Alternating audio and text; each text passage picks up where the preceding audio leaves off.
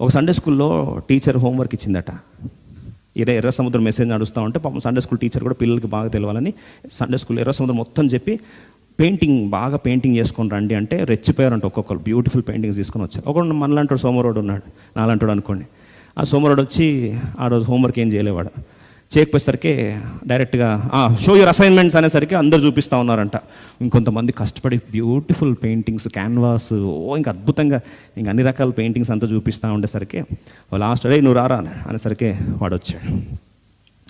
ఏంట్రా నీ పెయింటింగ్ ఏదంటే చేశాను టీచర్ అని. ఈమె షాక్ అయింది. వీడు పెద్ద సోమరోడు, వీడేంది పెయింటింగ్ చేశాడు అనేసరికి టీచర్ నా పెయింటింగ్ చూస్తారా అని తీసుకురా అని చెప్పేసరికి బోర్డు మీద తీసుకొచ్చి వాడు ఫిక్స్ చేశాడు. ఆ బోర్డు మీద ఏం లేదంట, వైట్ క్యాన్వాస్ ఉంది.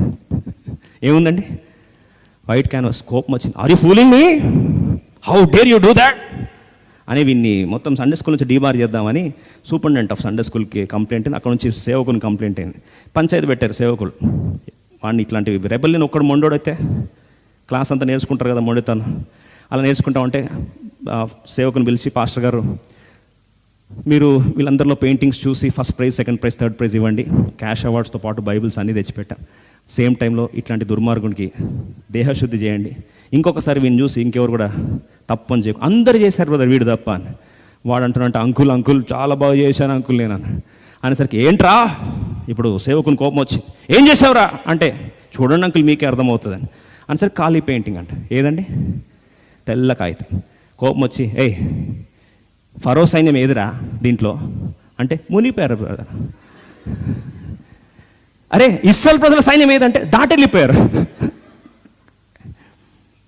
సరేరా నీళ్ళు ఎక్కడ ఉన్నాయంటే ఆరనేలా.